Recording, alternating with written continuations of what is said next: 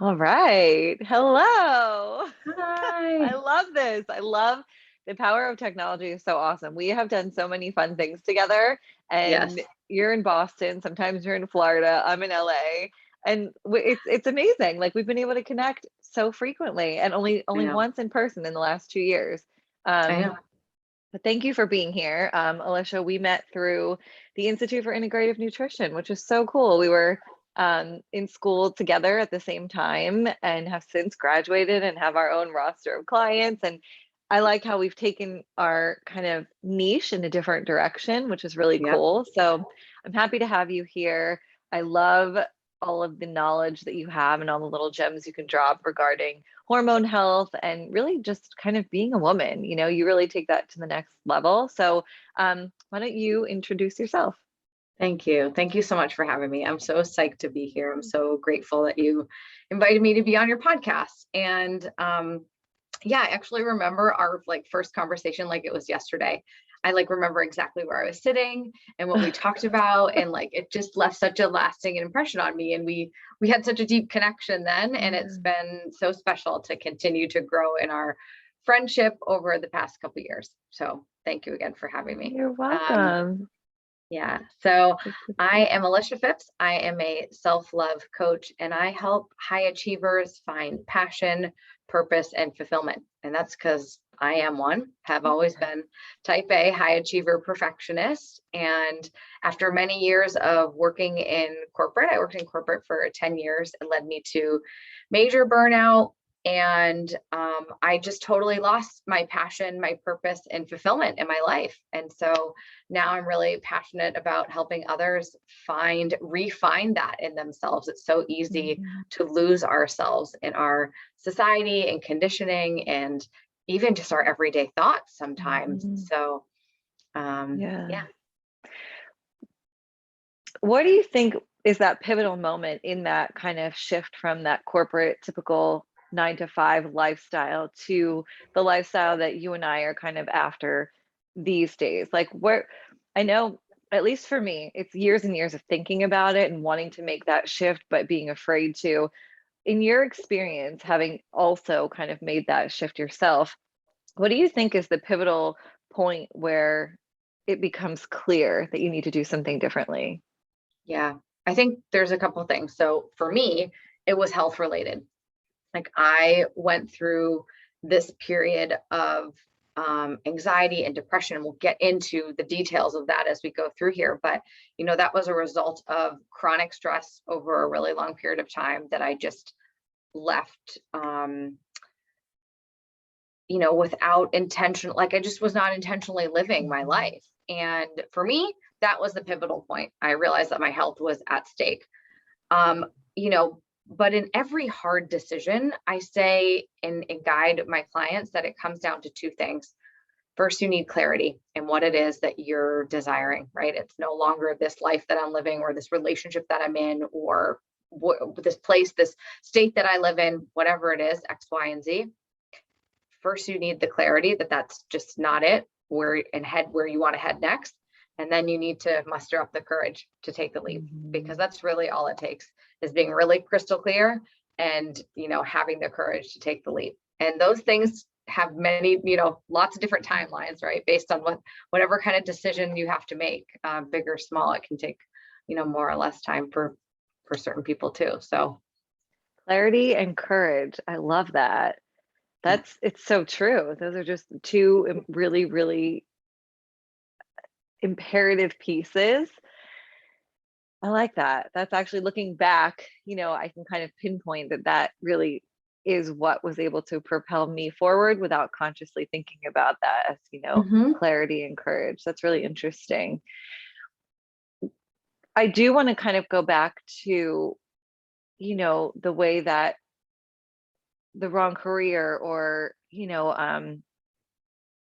kind of spending your days in a way that goes against your true nature and what's, Yeah. in alignment with who you are, how that impacts you physically. You mentioned Yeah. that it was really health related that made you make that shift. And I think so many people don't realize the connection and they feel like, it's two part, like, oh, I don't like my job. Oh, I also have health issues without making that that connection between the two. Can you talk a little bit more about that, what you were experiencing and how that's changed since you've also changed your career path too? Yeah, totally. Let me give you a little glimpse of like kind of what my lifestyle looked like. That might help. Mhm. So Yeah. I was traveling a lot. So I traveled probably 2 months out of every year. I mean, out of every month, sorry, 2 weeks out of every month, I was traveling Mm. on an airplane. Lots of that time was over weekends and nights. When I wasn't traveling, I was, waking up at 5 a.m. I had an hour Mm. commute into work. I worked from 7 to 4, had an hour commute home. And then I sometimes like to work out if I could muster up the energy to do that. So my days were really long. I took a lot of work home with me. So oftentimes I was working into the evening. And that, when I was in the office, it was in a physical location. So I was sitting at a desk all day.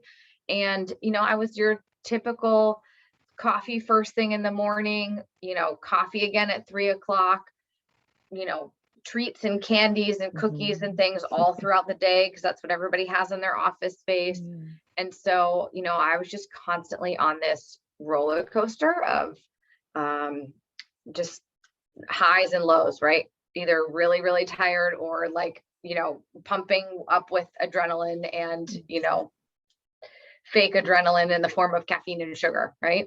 Some kind of stimulant. So that abuse, I'll call it, to our body over a long period of time just caused me major hormonal imbalance. I mean, that it was just constantly spiking my adrenals. I was really stressed out at work. And, over a period of time, I just started to lose vitality in my life. And eventually that led into more chronic manifestation of that, which for me looked like really heightened anxiety. I went through periods of depression. I had really intense like sugar cravings. I was really, really, really thin at that time, like not in a healthy way. I had no libido. I was in a relationship and had like no desire to, be with my partner intimately. And yeah, over time those things sort of just add up and you just think, oh, it's just normal, it's just normal. And then eventually it's just too much, right, for the body to handle. And that's sort of what I experienced. Yeah. Yeah. That's so interesting. And there's, I think even just as basic as caffeine impacting your hormones and your That's stress right. levels and adrenal fatigue. And, it's not always, going to the McDonald's drive-through every day. It can be something like that morning cup of coffee and then that afternoon pick me up, and your body is just constantly in that fight or flight. And then Yep. you're literally in fight or flight because you're rushing off to the airport and catching flights and coming Yeah. back. And you can't Yes. really come back down from that before you have to go back out and do it again. But I think there's so much glorification of that busy, right? I always grew up where like you need two phones. Back when I was doing it, was a BlackBerry. And Yeah. you need to be on trains, Love my planes, BlackBerry. traveling, you need to Yeah. be 24/7 global, like Yep. nonstop. And that was always Hmm. like chase, chase, chase. That was always what I thought was a measure of success. And it sounds like you Right. did too, where it's like the complete opposite. If you're able to slow down and create some space and actually take a moment to figure out who you are and what you're doing, there's so much more to be said for that. So um okay, so I think that's a good kind of segue into Yeah. hormones and how Yeah. hormones are impacted by food, by lifestyle choices. Yeah. Before we get into the specifics of that, what are some signs of hormone disruption? What are some of the things that people may not realize are actually symptoms of imbalanced hormones? Yeah. So I talked about a couple of them already. So chronic tiredness. That's like, feeling tired and fatigued all throughout the day. Sort of waking up and feeling like you didn't sleep, waking up and feeling kind of like hungover, really groggy. Another one is, spiked energy at like 11 p.m. and then also sort of like waking up somewhere between like 2 and 4 in the morning, oftentimes with Mm. heart palpitations. These ones that I'm mentioning now are really tied to your adrenals. That's if you have like Mhm. really chronic adrenal fatigue. Some other symptoms are acne, skin issues like eczema or rosacea, weight gain or weight loss, like I talked about, depression, anxiety, those can also be tied to hormonal imbalances. Low libido, like I talked about earlier, sugar cravings, irregular bowels, and kind of the most obvious when we talk about imbalanced hormones, at least for women, is like people kind of immediately think about their period, right? Their menstrual cycle. Is it heavy, painful, disruptive to your life? Those are kind of the kind of most common, I guess. And if you like take a step back and think about it, it's like every function of our body can be a symptom of imbalanced hormones, right? And when they start to all add up, or maybe you think it's just normal that you have really bad acne because you've always had really bad acne, or it's just normal that you're tired all the time. And I'll maybe elaborate on that one a little bit more. Chronic tiredness over like a long period of time, right? It's okay to be really tired if you're going through a really stressful couple weeks. It's okay to be really tired if you are, stressed out or going through a breakup or something like that, right? Now I'm talking about tiredness over the course of like longer than 3 months that just does not seem to have any relief. Yeah, it's not just circumstantial, it's just long term. That's what right. are your thoughts on I know a lot of doctors over the years will recommend birth control for managing some of the symptoms of painful periods, acne. What are your thoughts on that as a means for regulating hormones? I have my own opinions on this. I'm curious to hear what you say. Yeah. Well, it's really funny because that's exactly what a lot of doctors do, is prescribe or synthetic hormones. Let's just call the birth control pill, because that's sort of what most people take. Prescribe synthetic hormones for the relief of the symptoms, but you're not actually relieving the problem, right? There's an underlying hormonal imbalance that's happening. That's why teenage women often have like really intense symptoms. And that's also because, they're coming into their hormones. Like the system is finally like getting online and it's trying to balance itself. And so it's easier to just sort of mask the symptoms with the synthetic hormones to kind of stabilize and regulate things. And I'm not pro or anti by any means. I do what's best, have done what's best for my body. And that had, for me, meant 11 or 15 years of synthetic hormones. I'm not on them anymore because I also realized through my healing process that it was causing me anxiety, depression, and just a lot of these issues that I was facing were actually just being covered up by the birth control, or in some ways making it much worse. I think to each their own, right? Everybody has to make a decision what's best for them. But I do not believe that at, 10, 13, 15, 17, that women know what the best thing for them is. And I think doctors are over prescribing it, in my opinion. Yeah. I think there's certainly certain situations where it could be beneficial, where the pros outweigh the cons. Yeah. But I agree with you. I think just kind of throwing it out there as an umbrella catch-all, like, oh, you have cramps, oh, you have acne, here you go. And I do wonder too about the way that it disrupts the natural production of those hormones. Because if you're introducing something and then therefore your body doesn't need to produce those hormones because they're already being synthetically introduced, how does that impact you longer term? And I think it's just good to not to say, like you said, not to say, either way, which is better for someone, which is not, because it's all very individual. And there are certain times it may be beneficial and other times it may not be. So to be open to changing, your kind of habits, if you will, too. But just to be aware of that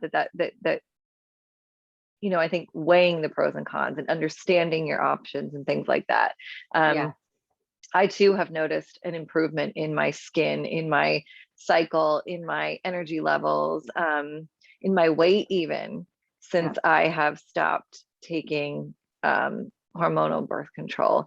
And yes, that could also be impacted by some of the other healthier lifestyle choices I've made. But I do believe that there's a significance there for me specifically. And I didn't realize that, when I was in my 20s. No one had explained that to me. It wasn't talked about. it's just what you did, So I think it's just good to have that conversation and to kind of pique that awareness a little bit.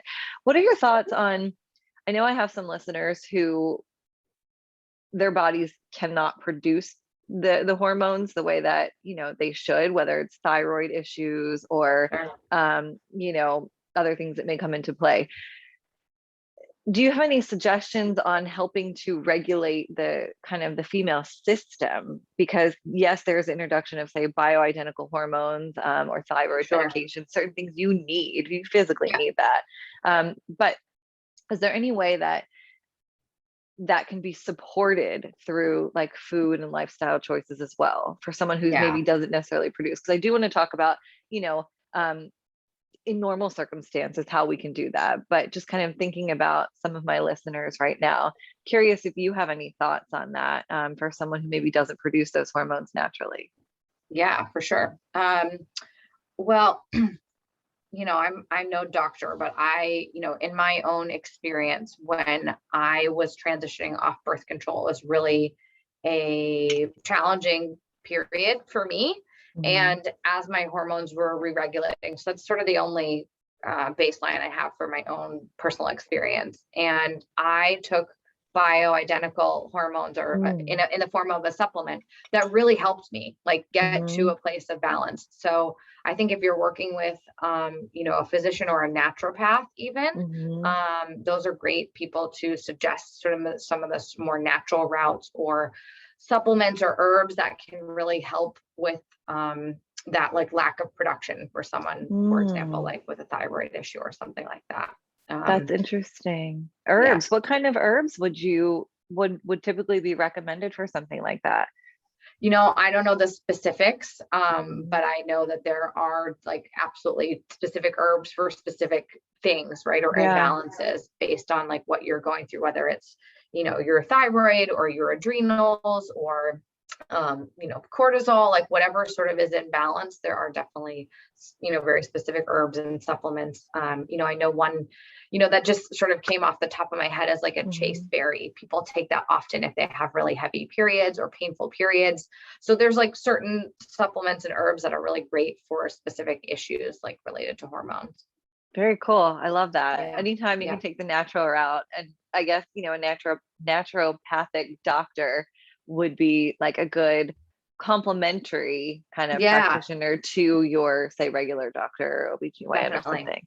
I love that. Very it's always cool. nice to just get a different perspective, right? Naturopathic doctors go through a different type of training, right? Really focused on natural solutions to heal the root issue. Whereas oftentimes I find in, traditional Western medicine, not always, but oftentimes they look to just fix the solution, fix the symptom and not the like root cause. So yeah, that's very true in so many different ways. Yeah. I love it. Okay, cool. So I want to talk about some of the foods. So I focus a lot personally on like what I call good mood foods. And I'm guessing that the foods that support your brain and your mental health probably also are, very similar to some. There's a lot of crossover, I'm sure, when it comes to supporting your hormone health. Personally, I noticed when I cut out a lot of processed foods and just kind of late night, diner stops in Philadelphia and things like that, and started incorporating more of like the whole grains and just more mindful and clean kind of dietary choices. Some of my hormonal issues resolved themselves naturally. So I thought that was very cool because I can look back and I can see that change. I did things a little bit too dramatic years ago. I went to like a raw food diet, juice cleanse and all that stuff, but taking away, but taking away the processed foods was the answer, not necessarily those diets, but removing some of that other stuff. So can you kind of get into a little bit more, because this is your area of expertise, which I love, about what kind of foods support your hormones, and also like when to incorporate them at different, phases throughout your cycle, and things like that. I love hearing you talk about this. Yeah. So overarching, first and foremost, it's really important that we stabilize our blood sugar overall. So sometimes we think about all these diets that we do, or intermittent fasting, or, Mm. like I talked about before, that constant, like from coffee to sugar to alcohol, right? Because that was the sort of flow of my day: coffee to sugar to coffee to alcohol, like, and then, do it again the next Mhm. day. So Yeah. all of those things really disrupt our blood sugar. So obviously a stable blood sugar plan looks like having breakfast, having a snack, having lunch, having perhaps another snack, and then dinner, right? Because you want to eat throughout the day to keep your blood sugar really stable. And that, of course, includes whole foods that, protein, fiber, greens, incorporated at every meal, versus, if you think about having caffeine and sugar all throughout the day, that's not really a whole food diet that's going to help you stabilize your blood sugar. Yes, you're eating throughout the day, but it's not Mhm. stabilizing anything. So that's first and foremost the most important when we talk about hormone balancing and keeping our hormones like really in check. Before Um, you go on, do yeah, you recommend, in terms of stabilizing blood sugar, then do you find that having breakfast, regularly and fairly early is most beneficial to stabilizing blood sugar? Because I know there's so much talk right now about intermittent oh my God. fasting, and Yeah, a lot of people are waiting until 12, 1 o'clock to eat that's right. their breakfast, or they're just going Yeah, right to lunch. What are your yeah. thoughts on that from like a stabilizing blood sugar perspective? Yeah, I think this is really this is where we talk about bio individuality a lot. Like, Hmm. this is a very unique thing for each individual person. Hmm. For me, for my body type, I don't really do well on intermittent fasting. I've done it, but it just causes too much instability for me, because for such a long time I had so much imbalance. For Hmm. someone who's never really had significant imbalance in their hormones, which is possible, there are many people out there that don't, right? They have perhaps a little bit of imbalance, but not such a significant or chronic imbalance like I had experienced. It's okay. Those people do fine on intermittent fasting, and it's not Hmm. a problem for them. It doesn't throw off their whole system. For some people, it even makes them better. Hmm. But this is where you have to be really in tune to your own body. And, I encourage, all my clients to explore. If that's something they want to explore, like, then go for it, and I'll guide you through it. But, you've got to be really conscious of what's happening in your body, if that's really the right fit for you. Hmm. Now, um, if we're looking at sort of like a quote unquote normal person that's out there focused on stabilizing their blood sugar and getting their hormones in balance, you want to try and eat within an hour to an hour and a half of when you wake up. That's like kind of the best window for ensuring that your blood sugar stays stable.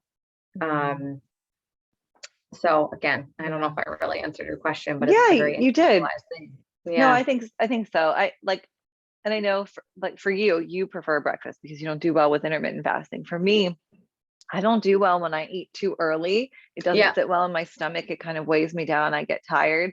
But Yep. I do put, like, I will do coconut butter in my coffee because I need Yeah. something so that I don't get super jittery because I am having Yep. coffee. So I'll do my lemon water, my chlorophyll water. If I just then have coffee with no food, I will get that anxious, like jittery feeling Jittery. that I Yep. don't want. Um, so I'll add in like the healthy fats to kind of counteract that. And then I'll have breakfast like an hour, hour and a half later. And I just found through trial and error that that works best for me, because if I go right to breakfast, I almost get kind of nauseous sometimes if I Yeah. eat right away. But for others, they're like dying of starvation and super hangry, if they don't Yes. eat breakfast. And to That's have very that true. person then attempt intermittent fasting is just like too much stress on the body already right off, the bat first thing in the morning. So I agree Totally. with you. It's very, bio individual. But Mhm. it's good to know too that it doesn't seem to disrupt that, balance, that blood sugar kind of stabilization. So that's Yeah, interesting. So yeah, I think listening to your body and doing what feels best for you, right. is always the best route. Okay, cool. So we've Yeah. got balancing blood sugar. What's next? Okay, our original question was, okay, what is how do you eat for your Yeah. cycle, I guess. Yeah. So as I mentioned earlier, whole food, plant-based diet, high in fiber. So that looks like trying to incorporate greens as much as possible at every meal if you can. Whole foods, right? That means it's not processed. You're looking at having lean protein, veggies, whole grains in their like original form, not because the box says it has whole grains on it, because you made your quinoa from the bulk of the quinoa, that you bought at the grocery store. So, Yeah. um, and fiber, whole grains, and healthy fats really, really very, very, very, very, very important for our cell regeneration and to help kind of stabilize our hunger throughout the day. So perfect that you add healthy fats to your coffee in the morning, and that helps you release that jitters. For me, I have to eat a really high fat breakfast. So maybe that looks like avocado toast, or I might make a smoothie and put like a giant scoop of almond butter in there, or maybe a half an avocado, so that I know that I'm getting that real healthy fat. That's what fills me up first thing in the morning. And again, ensures that I'm stable all throughout the day. And, I try and incorporate healthy fats at every meal. Sometimes that's just olive oil or a quarter of an avocado. But making sure that you have those sort of four elements, so fiber, fat, protein, and greens at every meal, is going to ensure that you're staying really stable. And then, of course, there are certain foods throughout the month that you can eat to help support your hormonal system and your cycle. One thing I try to do is, like, if I'm going to have coffee or caffeine throughout the month, I have it at the very beginning of my cycle. So right after my period is done. If I have it closer to the start of my menstruation, so at the end of my cycle, I get really jittery. It doesn't matter like how much I have or how little I have, or if I put fat in it or not. It makes me a lot more jittery. And I think that's just, the cycle of what our hormones are going through. Yeah. That's interesting. I definitely notice a different reaction depending on the phase of my cycle. So there are Yep. certain weeks that I can now pinpoint with regularity that Yes. I am much more social or more Yes. withdrawn, more sensitive to caffeine and even alcohol. So I can have a glass of wine, in, I don't know, the luteal phase or something. I don't even know which Yep. one it is. I just know Yep. that there are four and I can pinpoint where I am. Yeah. But a glass of wine that week might be totally fine. Wake up the next morning like it never happened, go to Barry's boot camp and have a great day. But that Yep. exact same glass of wine, in, I don't know, the week before I actually get my period, for example, can have like disastrous consequences. Like I Yeah. feel it so much harder. It gives me anxiety That's and I right. feel like super tired the next day. And I've noticed that is dependent on where I am in my cycle. Totally. It's just so interesting. Can Yeah. you do, I guess, how can maybe you can help me explain that a little bit better in terms of like what's actually happening right there? Yeah. So, if we look at the way that our hormones cycle throughout the month, they're on sort of an up and down roller coaster, right? And as we come towards into our menstruation, they're on that sort of downward slope. That's when we tend to feel more anxiety. We feel more tired. Sometimes people get really depressed. And that's because we're just experiencing this like major drop before we have the shedding. So um, that that drop on top of those disruptors like caffeine and alcohol is just too much for our system, right? That's when we start to feel that amplified effect. Again, when you're on the other side of your cycle, you're at the end of your period, your hormones are back on the upward swing, we have a lot more tolerance and resistance, and we can handle more caffeine and more alcohol. We feel more vibrant, right? We don't tend to feel that like anxiety and depression sometimes that can come on for people. Sleep is a lot easier. Again, a lot of people, and me included, suffer from insomnia right before my period. Again, it's just that major drop in your hormones. Your whole system is being shocked, and it can be hard to sleep. So interesting. And once you can recognize it, it's like I can almost visualize that roller coaster because the week after I Right? actually get my period, I have so much energy. I'm doing like higher Yes, intensity work. I want to run. that's I right. want to make plans with my friends that I Yes. didn't want to see the week before. Yep, It's exactly. so crazy. I love it Yeah, though, because then you can work with that. So that's right. at one point I still do track. I've tracked it on a free app for years and years just because I like to have that visibility and to know what's happening.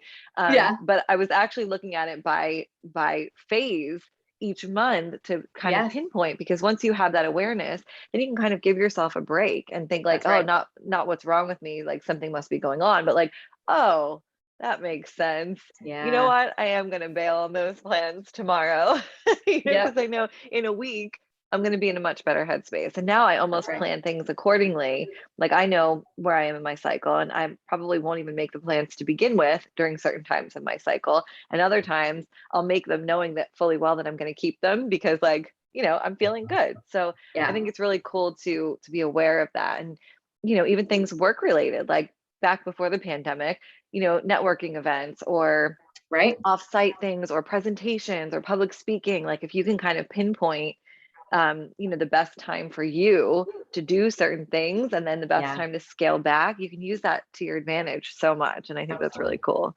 That was interesting Totally. to learn. Um, Yeah. and it's just Can fun to live kind in of a look at lot more. that.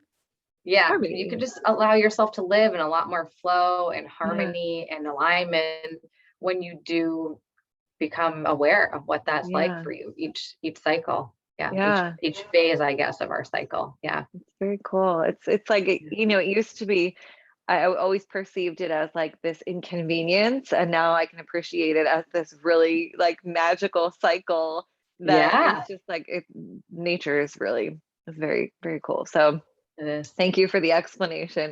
Yeah. What are your top, let's say, top five foods for helping to balance your hormones? So maybe like a fiber, protein, fat, kind of maybe a little bit of a variety. What are some of the Yeah. go-tos that you always eat, throughout the week?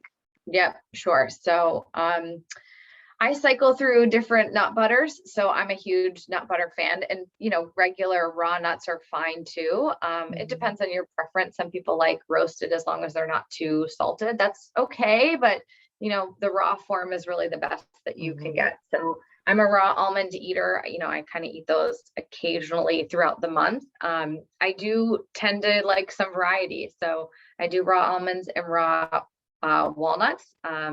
It's it's no human, nature is such an amazing thing. It's no mistake that a walnut actually looks like a brain, right? Yeah. It's like one of the best foods that you can eat for your Yeah. brain. So not only for your brain, but for your hormones too. So walnuts are great. So I'm a big nut butter fan. On top of that, I'm a really huge spinach fan. So Mm. I get one of those like, big containers of spinach, and I put Yeah. a handful on the bottom of every meal that I eat. So it's Mhm. a handful of raw spinach, and I'm a big bowl food eater. So like, for example, I'll tell you today, I put a handful of spinach. I put about a quarter to a half a cup of lentils.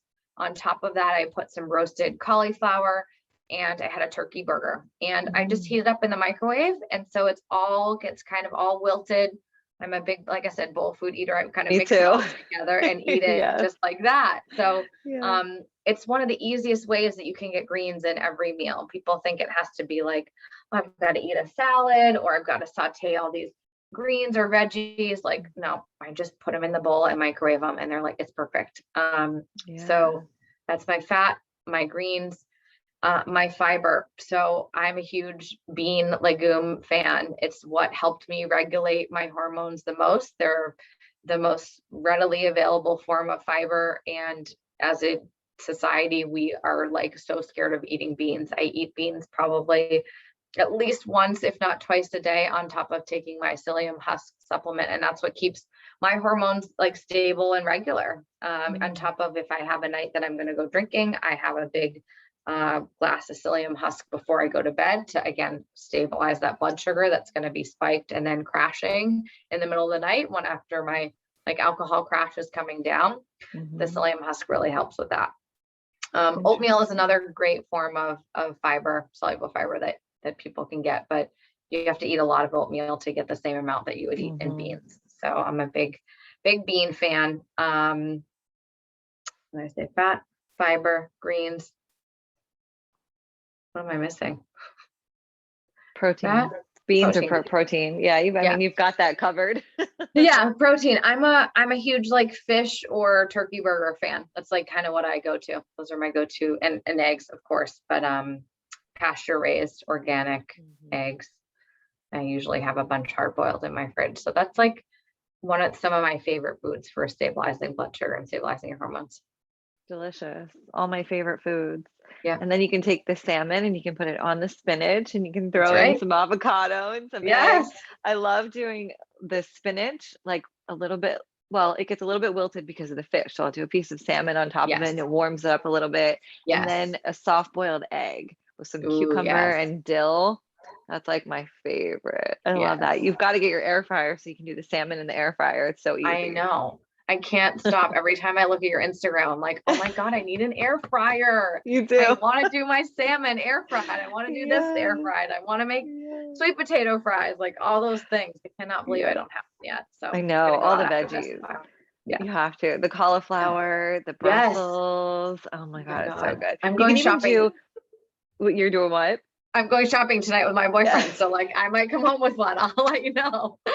you will. And you can do the Yeah. air fried like chickpeas. You can do like lima beans and season them. Yeah, the options are endless. Oh my gosh, I love It's so roasted good. chickpeas and they're such a pain to make like on Yeah, your own, right? We now like have those ones from Whole Foods that you can buy, right? I don't yeah, remember the different brands, but making them at home is obviously so much better, but it takes a lot yeah, of labor. It's a labor of love for sure to get them yeah. right. Yeah. Yeah. Speaking of So, love, oh, that's a good segue. I want yeah. to talk about self-love. So you Yeah. are your title, what you Yeah. embody is self-love coach. What Yes. does that Yeah. mean? Mm. I think it means like a radical self acceptance. That means a complete understanding and knowing of oneself and really unapologetically being that person, like just showing up as you are, whoever you are in every situation. And I think that just takes years of actually, like for me, it took years of recognizing how much I abandoned myself, where I would abandon myself in relationships, right? I would do things for other people, people pleaser, perfectionist, right? Those are all things that drove my actions and behaviors versus what it was that I really wanted, like how I wanted Mhm. to intentionally live and show up in relationships at work, like wherever, right? All the different facets of our life Yeah. that we get to show up and be in. Do you think that most of us are not living in our kind of self-truth? Yeah, I do. Actually, I think most people are not. It's really interesting. I just took a couple women through my career clarity course, which is like 4 weeks to career clarity. And it's for the woman who feels like really stuck and unclear on the direction that they want to go in their life. Maybe they're in a job that's just like not lighting them up. And um, these women showed up and kind of went through it. And on the other side, just had this like incredible confidence. And like the one thing that they both told me was like, wow, I didn't realize like how much of my life I was living just like based on conditioning. And I wasn't really like living in my own truth. And now like I'm much clearer on what that is for me. And so I think, yeah, I think most people are not living in their truth. They're just living based on conditioning or what they think they should do, or Mhm. other maybe more ego driven reasons, right? I'm going after that job because it pays a lot, or Mhm. I'm chasing after that guy because he's really handsome or sexy or Mhm. whatever. Like, and it's not really in alignment with what we need. And that also all starts with Mhm. awareness, because sometimes we don't even Yeah. know what we need or want. Yeah. And we don't even realize, I think it's happening. It's, Yes. maybe your parents told you that they wanted you to be successful and this is the definition of success. And then in school, you're told to be, academically successful and do well in these areas of, study and then go to college and get this job. And without ever thinking about what it is that you enjoy or want or your purpose here, in Yeah. life. And it feels so, it's just so eye-opening when you take a minute to pause. And I always like to go back to thinking about like, what did you enjoy as a child? Like, where did you get Hmm. lost and get in that flow state and lose track Yeah. of time? Like, what brought you so much joy? And for me, it was always being out in the woods, out in nature. Like I love to Yeah. explore and even just to be alone and find like Mhm. these little like nooks and bring a book. Yes. And I got so far away from that, like the opposite, Mhm. like 37th floor of a high rise in Philadelphia. Couldn't Right. be any further from that forest, you know? But obviously, like I'm not just gonna go sit in a forest for the rest of my life. Like, Yeah. but what are like some tips and tricks that you have for people who are maybe just starting to recognize that this is something they could even explore? What Yeah. kinds of things to think about? Like, how do you kind of peel that back, those layers Mm. of conditioning and start to figure out who you are? Like, how do you get back to that? Yeah. I think a couple different things. One is starting to recognize like how you talk to yourself, right? What does that talk track sound like when everything else is quiet? And sort of the easiest way I think for people to recognize that is like when you walk in front of a mirror, right? Like what are the thoughts that come to your head? And starting to become aware of those, write them down, journal them out, and journaling. Like I think that is one of the that was for me sort of the gateway into getting to know myself in a much deeper way, is starting to explore different questions. And I would buy, you know, journal prompt cards or things like that that would help me like start to explore some of these areas of my life that I wasn't accessing. Like Mhm.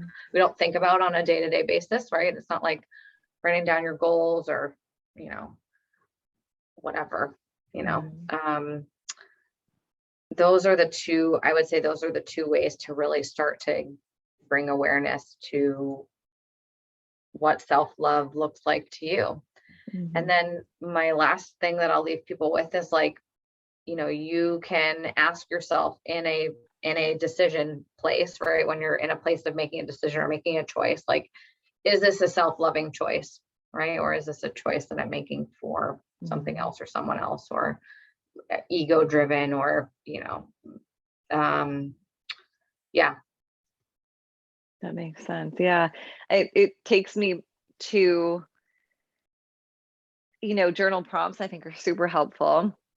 Like free writing is always a really good tool as well. I like journaling like as soon as you wake up when your mind is kind of free and clear of the clutter Mhm. and you're kind of in Yep. that like pseudo hypnotic state still.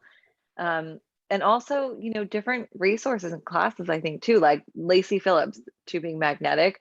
I Yeah. find that work so interesting and like shadow work Totally. and, unblocking like inner child or, areas that you have conditioning blocks, whether it's around money or, self-image or self-love. I think it's all really helpful to kind of seek out resources that will kind of guide you through that. And it sounds like that's what you're doing with your clients right now as well, which is it's just Totally. so beautiful. I love Yeah. that. Yes. That's incredible. Thanks. I do want to touch on kind of thinking about what brings you joy as a child and passions and things like that. Yeah. Your equestrian lifestyle. So did I know that you recently purchased a horse and you've been riding Yep. and just kind of like absolutely in love with that piece of your life. Is Yep. that something that you kind of moved away from and then came back to and have Yeah. like refound? Yeah. How do you feel? I think you know, cultivating like those passions and those hobbies is just such an important piece of life and overall health and well-being. So how has that impacted you in a positive way? Yeah. Yeah. Well, let me just share a little bit more about my history there. So I grew up riding. I started riding when I was about 10, and I rode all through, you know, middle school, all through high school.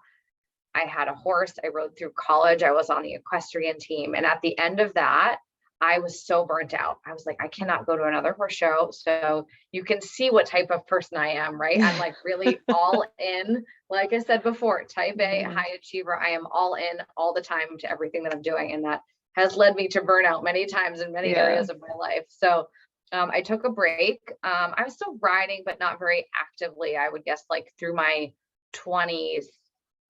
Yeah, mostly like through my 20s. And at that time, I moved out to California, and, you know, I rode out there a little bit, but not very much. And then, you know, since moving back to Massachusetts a couple of years ago, I got really back into it. It was just such a it's always been my passion. Like, it's the place where, just like you said before, like, I totally check out. I lose all track of time.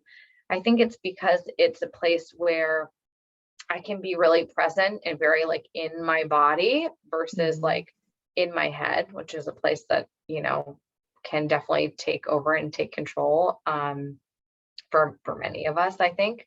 And it is my place of reprieve. Like, if I'm having a rough day, like, I'll just go and my horse will snuggle me. Like, horses are the most intuitive animals on the planet, and they just have a way of knowing our energy, like nothing else, right? They're used to behaving and operating in a herd mentality, and so they have a way of sensing energy from miles away. So it's interesting, if I show up there and I've had a rough day, or I'm really like anxious, like, my horse's energy is totally different, and I'll have a really challenging ride. And if I Wow. show up there just like totally present and calm, it's just a whole different experience. That's amazing. There's something to be said there too about the ripple effect that our energy has on living things, not just horses, Totally. but everyone that we come across. It's Yeah. funny how, if you're having a bad day and you don't think that you are maybe portraying that to someone you're interacting with, if you look back, you can kind of see like, no, that interaction was definitely more challenging because of the vibe that I was maybe putting off. It's Yeah. really cool. I love that. Horses are so Yeah. smart. Horses, pigs, dogs. I just love it. But Yeah. you kind of found something that's your outlet. So if you're having a bad Yeah. day, you have a healthy outlet, something that Yes. lights you up and benefits you all around, as Yeah. opposed to maybe some, unhealthy habits or outlets that people tend to lean towards. That's just beautiful. I hope that encourages other people to maybe think back to some of the hobbies and the passions they had as That's kids right. or teenagers, and pick that up again, because it's Yeah. so much fun. Even something like drawing or painting, or Mhm. gosh, when I was younger, I used to like to knit and crochet just because it was Yeah. like relaxing and just like that Oh, repetitive very motion. meditative. Yeah. Yeah, and you can do that, keep your hands busy. It just kind of like gives you an outlet to check out. So I love that you Yeah. picked that back up and you've got this special little creature in your life. So cute. Thanks. And Yeah, he's he's it the was best. eating your hair. Oh my gosh, always. He's grown up a little bit. He's a lot less nibbly now, but yeah, for a while there, he was very he was just 3 years old, still like a teething baby, and so he was just trying to chew on everything. So So yeah, cute. a good Well, time. I want you to tell us where you can be found, all of your platforms. If anyone's looking for some self-love coaching, you are definitely Yeah, the go-to. I mean, I find you just so much value every time we have a conversation about thank anything. you. Thanks so But much. yeah, I think it's important. Like, self-love is important, and it's something that I think we glaze over and is so neglected. And it's always, lose weight, get healthy, run, build your endurance, lift weights, get a Kardashian booty, and Yeah. we forget like to actually just love who you are, and that, like you said in the beginning, radical self-acceptance. I think that's so powerful. So where can everyone find you? Yeah, so on Instagram, I am Nourish with Alish. It's also my website, so you can find me there as well. Um, and yeah, I think that's it for Awesome. my major platforms. Yeah. I love it. And you've got your course, your career coaching course as well. Yep, yep. So I am doing 4 weeks to career clarity. It's like a kind of a blend between just some one-on-one coaching with me and some really specific exercise that I take people through to kind of get that clarity for their career in particular. I love So it. that I'm actually going to be launching pretty soon. This is kind of the first time I'm talking about it. I don't even have my webpage on it up yet, but that is the project for later this week. So Cool. yeah, kind of the By the the time first this airs, you'll announcement be of it. ready. Yeah, that's Yeah, right.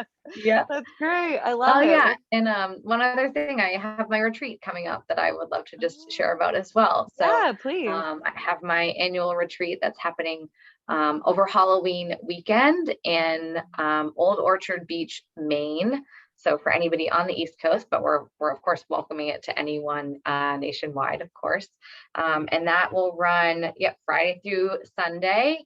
And I do it in partnership with my dear friend, Chef Lauren, and she's a vegan chef. So it's all vegan food throughout the weekend, lots of women's wellness activities that we have planned on top of some yoga. We have this beautiful space right on the beach, so there'll be plenty of time to kind of soak in the last days of the sun if it's around. Last year it was like the most beautiful weekend we had in October. We actually had a dance party out on the beach one evening after one of our dinners. So hoping to have the same this next year. And then of course it's over Halloween weekend. So we're doing some really like fun and witchy and spiritual activities and things. So if anyone is interested in that, we have a few more spots still open. Oh my gosh, I may need to come out to the East Coast for that. That Please. sounds wonderful. I love awesome. that. Oh my God, that sounds so cool. Love it. Love it. Well, I'll put all this information in the notes, the show notes as well. So your Instagram, your website, and all that good stuff. So everybody can find it there too.